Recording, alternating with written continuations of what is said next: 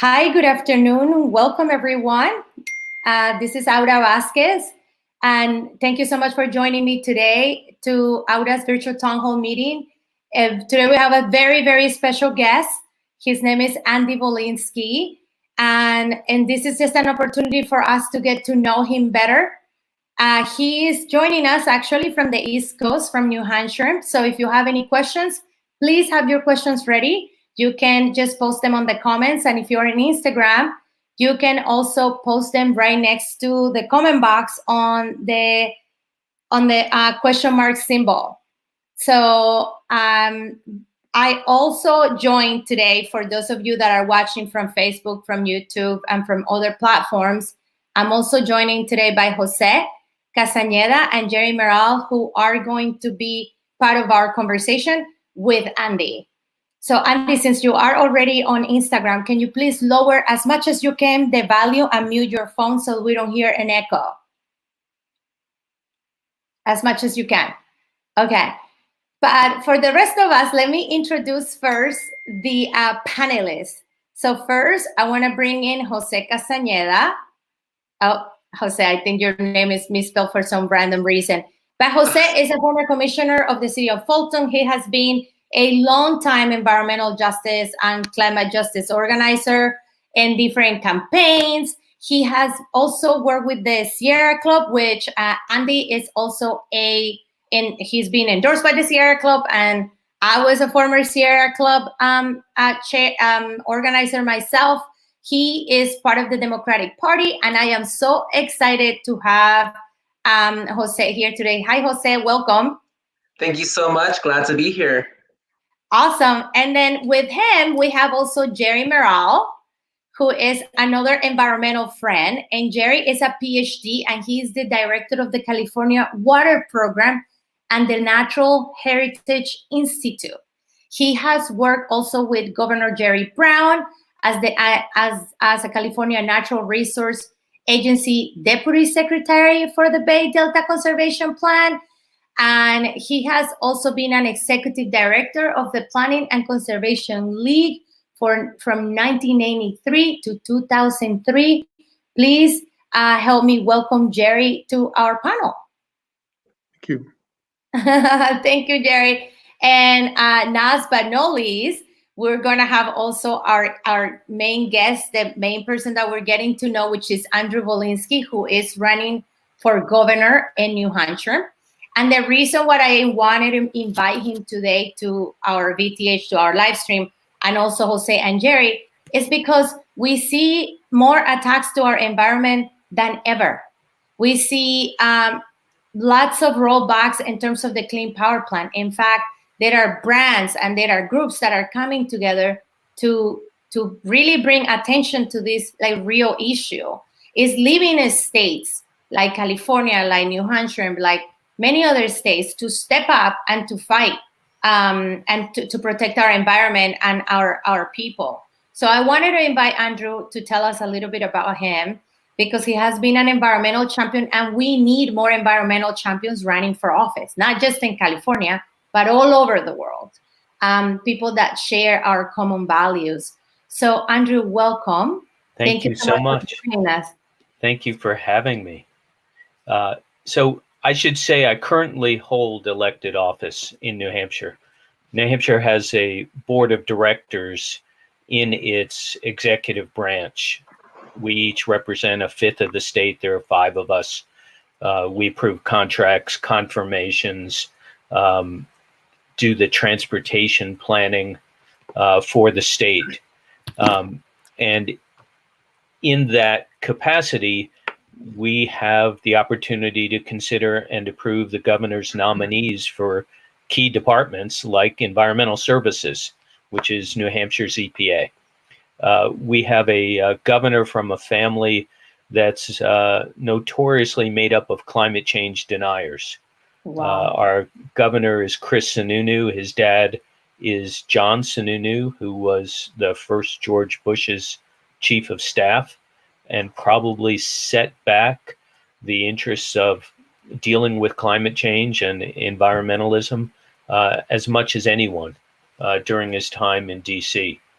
Chris Sununu nominated someone who had no clue about climate change to run our state's most important department. I happen to be a trial lawyer. I was given the opportunity to ask questions of the nominee. And when I asked him about climate change and what he would do about it, he said he didn't know. He'd only been thinking about it for a week. Interesting. That's what we get sometimes here in New Hampshire. And the role of the governor is to nominate qualified department heads to run important departments. The same is true with judges. So a lot of our environmental and climate change protections are defaulting to the state level. And that falls to state judges to enforce. And you can imagine that this same governor is putting forward judges who have terrible records on enforcing the law and who want to make policy from the bench. That policy is often not supportive of the interests that we have. The other thing I'll mention in New Hampshire is we've had a couple of attempts to build gas pipelines to transport fracked gas across our state. One in 2016, and that failed. There's one underway now in the planning stage. I've actively opposed it. Fracked gas makes no sense. The 20 or 30 year payback will undermine consumers for that period of time. And it was largely, I'm the only candidate in the race that opposes that fracked gas pipeline. It's largely that opposition that resulted in the Sierra Club's endorsement of me. The New Hampshire Youth Climate Strike has also endorsed me, as well as some local sunrise movements, all for the same reasons. I don't take fossil fuel money. All of my opponents in the race accept fossil fuel money. They went to the briefing for the gas pipeline and left with their checks. Wow. And that's a problem. Let me mention that I'm endorsed by Senator Bernie Sanders in this race. I was Bernie's lawyer in New Hampshire in 2015 and 16. I'm the one who kept him on the ballot in the first in the nation primary state, then became a Sanders delegate. And this time around, I was endorsed. So I'm very proud of that. Ben and Jerry's also endorsed me. And here's the best thing about a Ben and Jerry's endorsement. They name an ice cream after you. So mine is Volinsky's Courageous Crunch, both for my climate activism stances and because I sued our state over how poorly we fund education. And I worked on that case for 10 years. California had the same kind of litigation 20 years before us. And if we had leaders with political courage, I probably wouldn't be running for office because they would have solved the school funding problems that currently exist and undermine the progress in our state. So let me pause there. That's who I am, and I'm sure Ara will bring in Jose and Jerry because you guys are the real experts on climate activism. Thank you so much, Andrew, for that explanation. Wow, it really reminds me that there is so much more work to do. And I would like to just bring Jose to the conversation because you actually, I saw you, with the California Democratic Party trying to run for a position in the environmental committee for the party. So please share with us what are some of your impressions regarding what are the Democrats are doing at the state level and how this connects with what Andrew is trying to do also in New Hampshire. Absolutely. So, Andrew, so glad to hear of all the work that you're doing. At the California Democratic Party, we've recently passed a very bold platform where we hope that a lot of these bold climate action policies get translated into the legislative and executive levels, where we're not asking anymore, but we are saying that without a Green New Deal, we really don't have a fix for the climate crisis. And without stopping fossil fuel contributions to political campaigns, then we can't hold our politicians and elected officials accountable. And so I'm really glad to hear that you're supportive of both. And I have a question because really we can get into the weeds of like what has caused the climate crisis, but we're at a point now where we need climate action yesterday. And so what I see is greenhouse gas emissions continuing to increase from predominantly our building and transit sectors. So could you tell us a little bit about how, as a governor, you would reduce greenhouse gas emissions from these two sectors specifically? Thank you. So that's a great question. We have an agency in New Hampshire that is specifically controlled by the governors. Right now, the governor calls it strategic initiatives, and it's kind of a catch-all, gets a little bit of everything. If I'm elected within 30 days, I'm going to convert it to the Agency for Climate, Energy, and the Environment. Mm-hmm. And its first order of business will be to create a citizen-informed state plan to coordinate the activities of all of our state agencies. So most of us think of our environmental services agency as the lead on these issues, and it mostly is. The Public Utilities Commission is also important. But there are other agencies, the Department of Education, for example.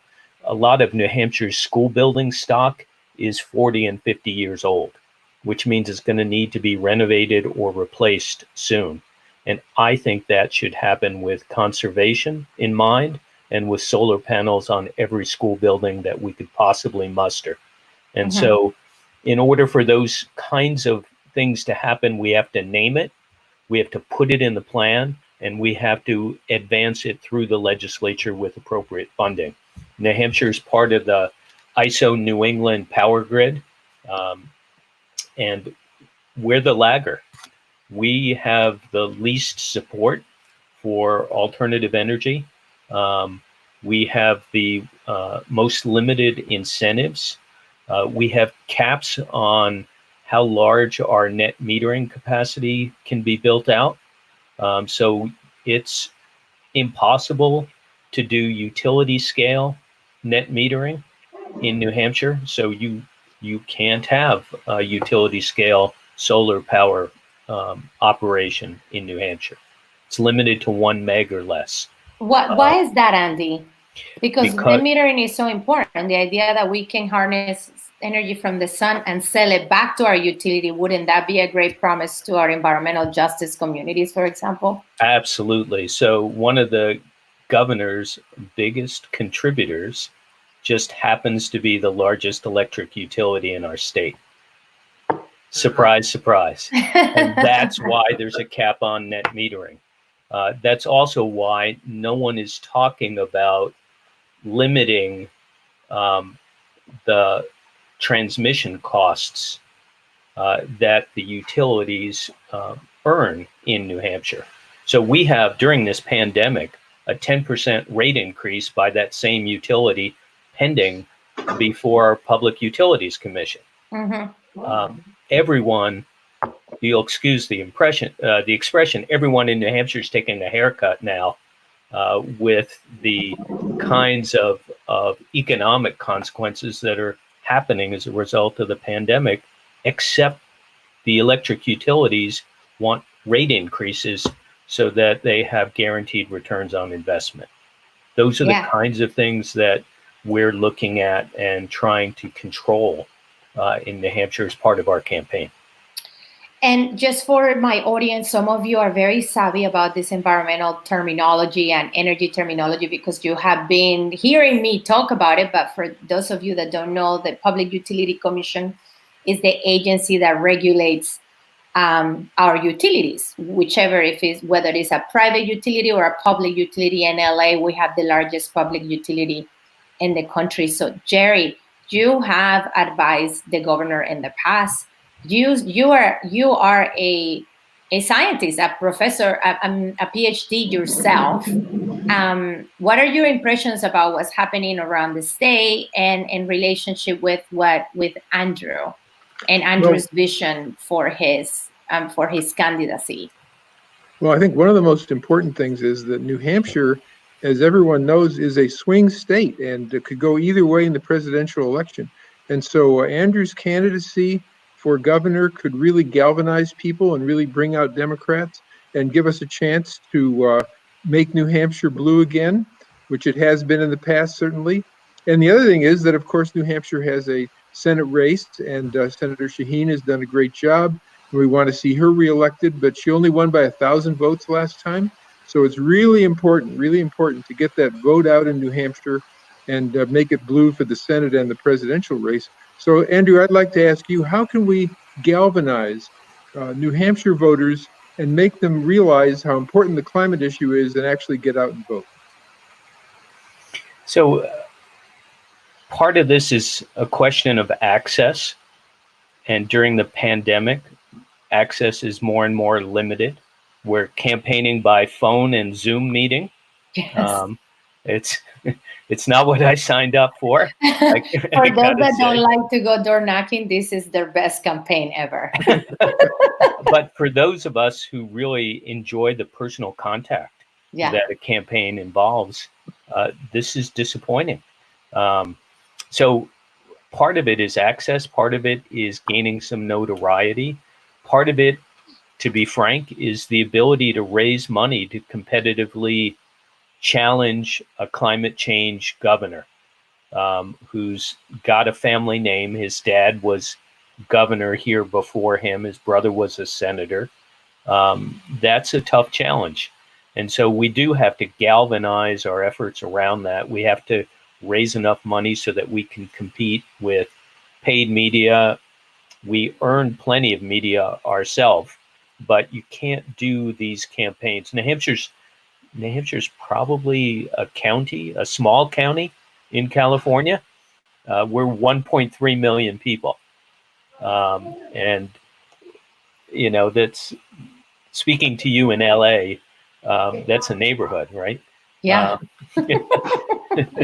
Yeah. So, I also ran for office and my district is 250,000 people. So. Right. So I represent a fifth of the state now, and I represent just a little bit more than 250,000 people. And so one of the advantages of New Hampshire, we're the first in the nation primary. We're famous for retail politics. You don't vote for anyone you haven't met in the kitchen twice. And so we have great access. It's a great opportunity for those conversations. It would be nice for me to be in place as the environmental climate change governor the next presidential primary, so that the governor, rather than deep sixing these issues the way our current governor does, could raise up these issues in a way that really gets us national attention on important topics as we start the presidential primary campaigns in 2024. So that's a real advantage. Absolutely. And I think that is so important, Andy, because, nationally, the perception is that California is the green state, that we are, ahead of the game, that we are the leaders on climate change. And I have to say, there's a lot of things that I'm not proud of that are happening locally at the state level, but we need more allies like yourself that are across the country that can continue expanding. Because, think about it. In Congress, for example, you're not going to Congress, but in Congress and in the Senate, you have so many people voting. And the reason why the environment keeps losing is because we don't support environmental candidates that are running for office. Right. And this is why I wanted to bring you on, because I wanted my community to get to know you. I wanted my community to also know that there are people like you out there. Right. Well, I appreciate it. In other places fighting the good fight.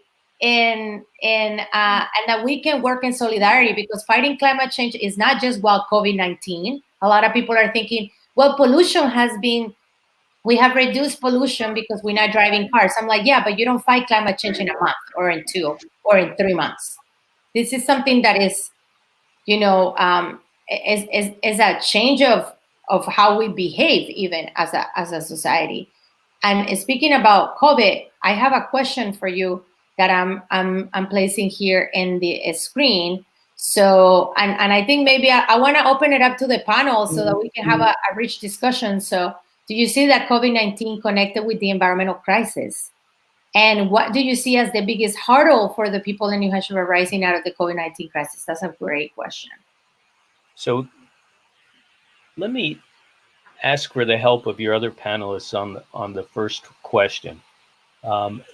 And what strikes me now is with people trying to stay at home as best they can, traffic is way down, and people are thinking about their office work in a very different way. We're not going to the office. We're staying home, working remotely. I think as the pandemic starts to subside, we'll move back to a more normal, more typical approach to office work and commuting.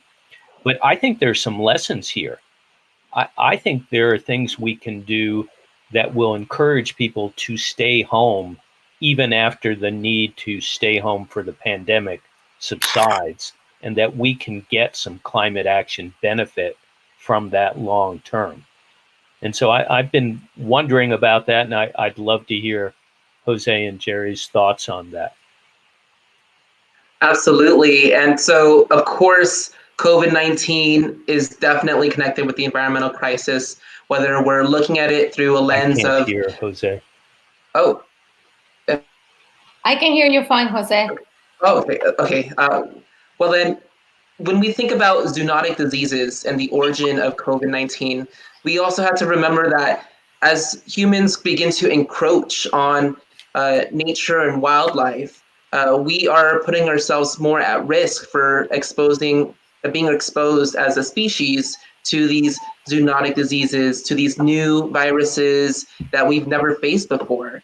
And so we have to conserve our planet. We have to conserve our forests and our natural spaces, even more so now than ever before. And then we also have to look at the lessons that we're learning from our response to COVID. We know that the entire world can make a drastic and immediate change in response to a crisis. So when we think about the climate crisis, we can also create a global and drastic response to greenhouse gas emissions and everything else that falls under the climate crisis label. So definitely moving forward, I think not just in terms of promoting telecommuting or telework or telehealth, telemedicine, everything for those things that don't require us to make a 2-mile trip from point A, which is often our homes, to point B, which is an office or what have you. But going beyond that and planning our cities so that we don't have to have those long trips for those reasons at all. So, we have bikeways and more pedestrian-friendly urban planning in all of our cities to move around from A to B, and we don't have to rely on private automobiles as much as we used to. Yeah, I think that's helpful.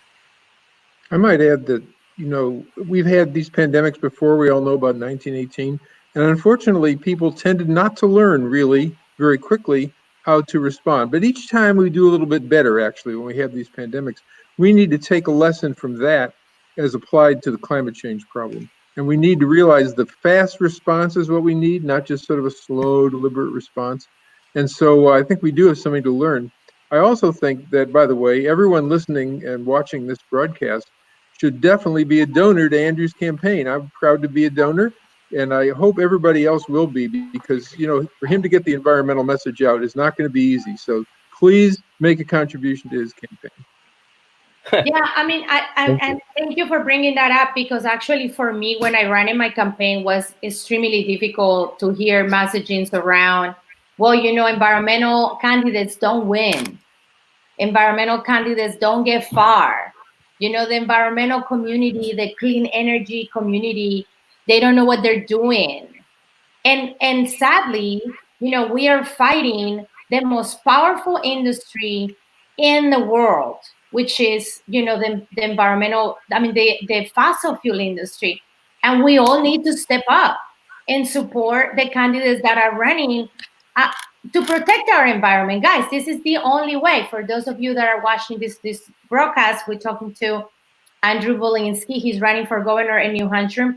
And that's not that far. We need this country to also adopt a Green New Deal and turn things around. And it's going to take everyone from all corners of our of our country and our world to make sure to do that. So, Andy, do you have anything to say about what's like to run as an environmental candidate for you?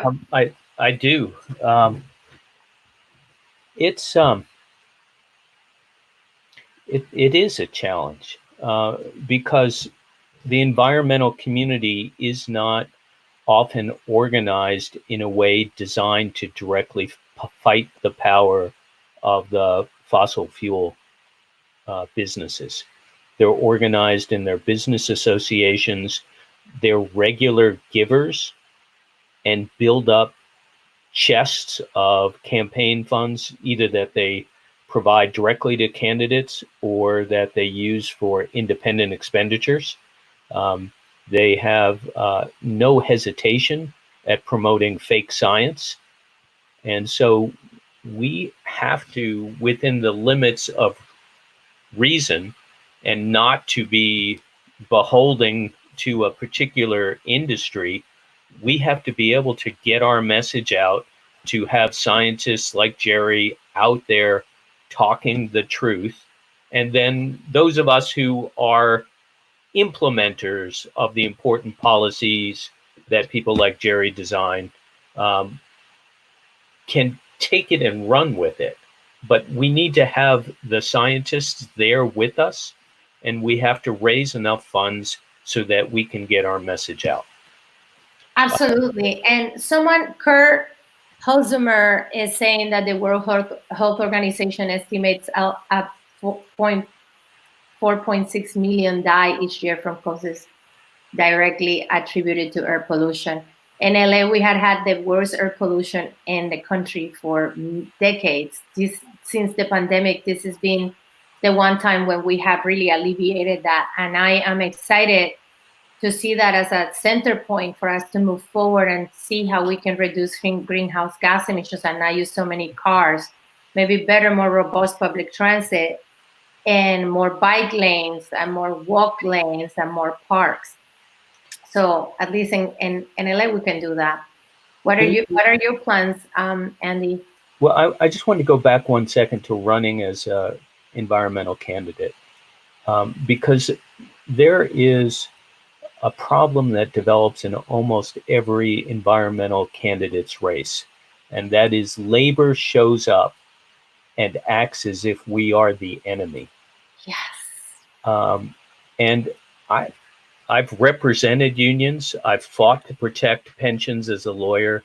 I believe strongly in organized labor. I am disappointed, concerned that we don't talk enough about the job creation that goes with a Green New Deal approach, and that we can't convince our brothers and sisters who are in the unions, particularly the trade unions, to figure out how they can work with us to take advantage of longer term jobs and longer term benefits that might, in some ways, make their children healthier and give their children the kind of life that they've enjoyed. It's one of the shortcomings of the environmental community and the labor community, that we always seem to be at odds with each other, and we should be building those coalitions. Absolutely. And that is such an important conversation to have. When I ran, and recently, I ran this year for city council here in Los Angeles, and actually our labor actually spent some pretty good money against me because I supported the Green New Deal. And the way that the money came actually from the fossil fuel industry. So it makes me very sad to see that we actually are fighting for for people. When I fight for the environment, I'm also fighting for people, for communities of color that are most affected, for, of course, for having access to open space, for banning fracking.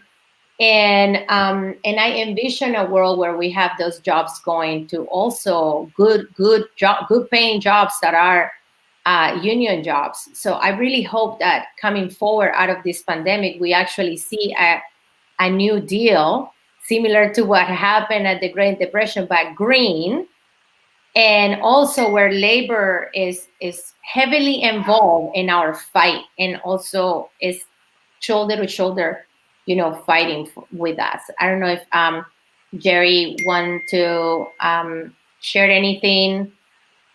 Well, the Sierra Club has something called the Green Blue Coalition, and they work with some of the construction trades, especially, to emphasize the jobs that are created by wind energy, solar energy, these kinds of alternative energies that employ hundreds of thousands of people. So they have made some progress, I think, at the Sierra Club in trying to bridge that gap.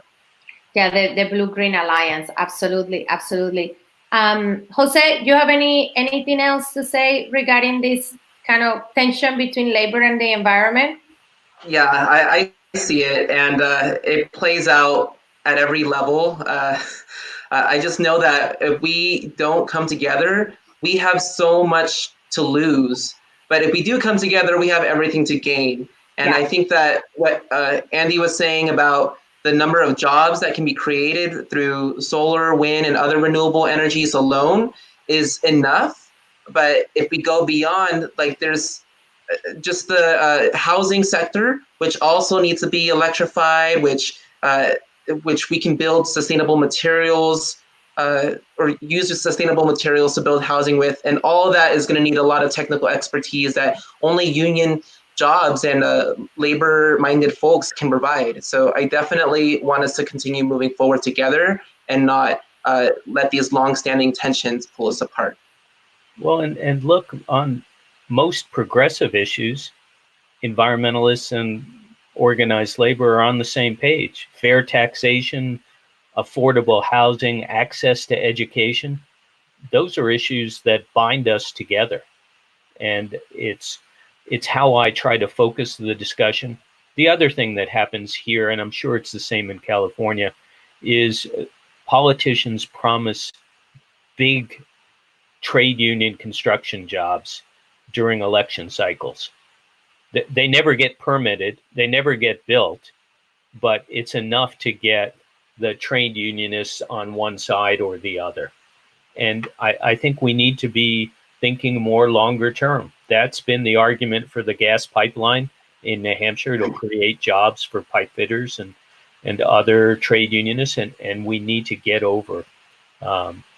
There it is. The question's up. Granite Bridge Pipeline is the pipeline that I oppose by Liberty Utilities, and Liberty Utilities has made contributions to 20 of our 24 senators. Wow. Including my opponent in the Democratic primary.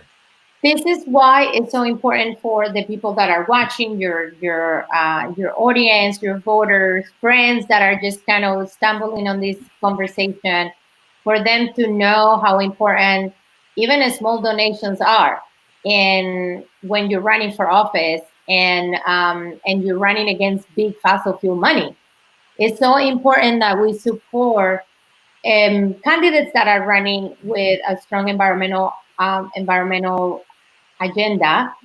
And it's not just, especially now with the way that we're campaigning, it's just not going to happen. It's going to really need all of us. So for those of you that are watching, Jerry, tell us a little bit about why are you supporting, for example, Andru, so for folks that are watching this broadcast? Well, I worked for Jerry Brown for many years, and it's true that environmentalists can win because Jerry sure did, time after time. He was an incredible politician, still is. And what I saw is the power of the governor. The governor has tremendous discretion in carrying out the laws. Of course, he can veto laws or sign them. And so getting good governors in place in the United States, especially at this time, is probably the best way we can advance environmental policy and fight climate change. So I'm very supportive of people who run for governor on an environmental platform, having seen what Jerry Brown can do. Yeah, absolutely, absolutely. So Andru, I know that we're going to have a much more intimate. I see a lot of questions on my comments, and I know that we're going to have a more intimate conversation where people themselves are going to be able to ask you questions. I believe Friday. So you want to invite us to your event on Friday? Yes. So I don't have the link for it, but there's. Oh, I have it over here. Hold on. For all of you that are watching, if you go in here, we can find the also the invite to Friday. So Friday will be a Zoom town hall, and we'll continue this discussion and continue the effort to raise visibility for a progressive in New Hampshire, and to gain your support. You'll post the invitation for us, Aura? Yeah, okay, I think it's already in the link that is being posted. I think it's in here to donate and to support. But I'll post something a little more forthcoming for those that want to see the Zoom information. Let me ask your guests and you, Aura. New Hampshire has a small sea coast that opens onto the Gulf of Maine. Mm-hmm. There have been modest efforts to develop offshore wind. The former governor of Maine undermined those efforts and put them off for years. But I'm interested in pursuing that and working with the state of Maine and the Commonwealth of Massachusetts. What is the experience of your state with offshore wind? Excellent. So that is such a great promise, especially because technology now has advanced so much more. And so it can be a lot more predictable. I know that Environment California, which is an organization that I have worked with very closely, Dan Jacobson, if he's watching, hello. He's done incredible work in our state. And we were pushing for a lot of wind, wait, I'm confusing now. My own terminology. Offshore wind. Offshore wind. There you go. In places like Oxnard, where there's already power plants in the coast, in places like Orange County, where there are also power plants in the coast, it hasn't been that easy to develop. Similarly to what you were explaining around net metering, where we know that it's good for us, and it just hasn't pinned out yet. And I'm not sure why. And I think this is when we need bold leadership and real support from our grassroots, like the members of our society, that our community that care about environment, to advocate for more of offshore wind, and in California at least. I don't know if you any of the panelists have any more information. Please chime in. Absolutely. So from what I know, California's coast, at least in Southern California, is a little bit deeper than the Northeast. I know that Rhode Island has developed an offshore wind farm. And so I think it's because your seabed is a lot more shallow. And so your wind farms could easily be bolted into the seabed rather than in California, where we have to engineer floating wind farms and also consider military and naval paths that are along our coast. So I think that you should definitely consider offshore wind farms to help counterbalance those off-peak loads and have the available capacity for renewable energy all day and all night. I think that's the way to go. Jerry, do you have anything to input? Well, one of the things is that California has some really good onshore wind development potential. We've used it in the various passes, San Gorgonio Pass and Altamont Pass, and up in Kern County. And so we've built some very large wind farms that, of course, are more economical when you build them on land. It's a lot easier. Right. Plus, the state has offered huge incentives to develop solar. Plus, we have the renewable portfolio standard that really requires a lot of solar. And so we've put in tons of solar. And I think the economic problems that Jose mentioned have delayed, but probably not permanently, the offshore potential. I do think we'll get there, but right now we've really developed our land resources and we're continuing to do that. Absolutely. Yeah, we have very modest incentives for solar in New Hampshire, the lowest in New England, both in the amount and their availability. So commercial incentive for an office building array, there might be 700 for the entire state for a year. And they go quickly in a lottery, and then that's it. And one of the strategies of our climate denying governor is, rather than committing resources to incentivize solar and other forms of alternative energy, is he offers a few cent rebate on electric utility bills. And so he claims to be a populist by giving people a few cents back on their electric rate, when if we had just pooled those few cents to create the opportunities for solar development in our state, we'd actually get a lot further. Amazing. Well, we are just about to end our live stream with you, and it's been exciting and very informative to getting to know you. Andru, thank you so much. Any other last comments that you have for us? I have actually a lot of Bernie Sanders supporters that are part of my community, of my online community. I don't know if you want to share any anecdotes with the senator. I don't know that I can share too many publicly. I will tell you how I first met Bernie. I was recruited by the campaign to be the campaign's lawyer, and I said I needed to meet the senator before I signed on as the volunteer lawyer for the campaign. And so the staff took me to a high school where he was about to give a speech and brought me back to meet him. And the staffer introduced me, and Bernie told me to get lost. And the staff person had to say, no, he's the lawyer we're trying to bring in to the campaign. And then Bernie was quite gracious, but his first reaction was, leave me alone, I'm getting ready for a speech, which is kind of typical. Yeah. But I tell you, this last cycle, I've done weekends with Senator Sanders when he was in state. He would do 6 events in a weekend, from one to the next to the next.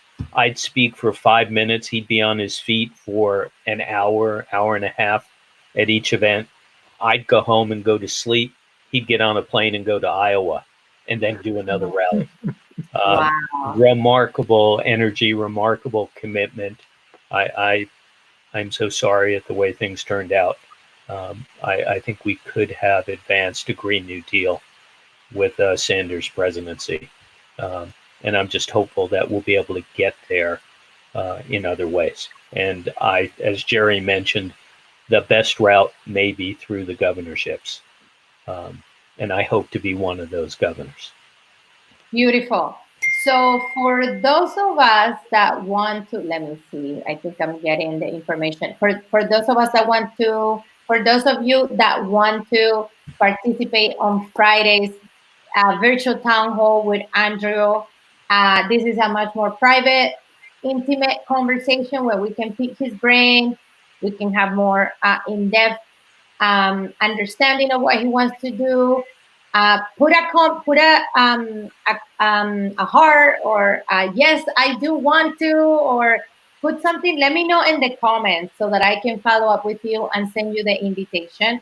I think we wanna make sure that everyone comes, and participate, but we also want to respect, the fact that it's gonna be a private chat. So if you guys are interested, please go on the comments right now and just leave a little note, put a little heart. I support Andru. I want to do it. I'm curious. Whatever you want to say, just say it in the comments, and so that I can follow up with you. And for the folks on Instagram, also send me a private message and let me know.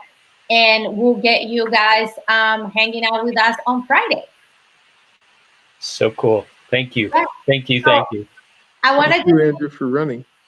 Thank you. yeah, absolutely. Thank you so much.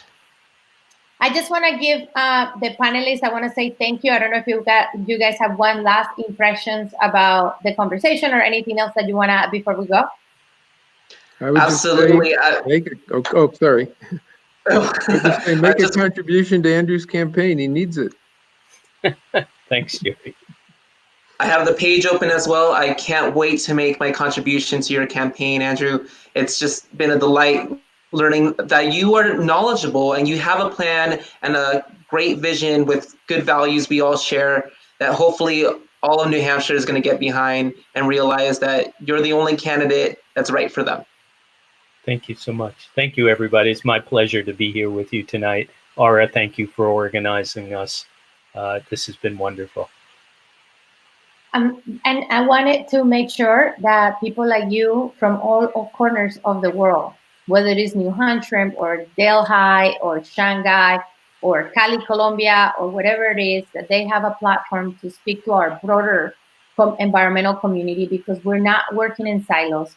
We're doing this together. And to change everything, it takes everyone. And my hope is that you do get elected, and that we have another environmental champion that we can count on, and that we can pass things like the Green New Deal and a lot more. Yes.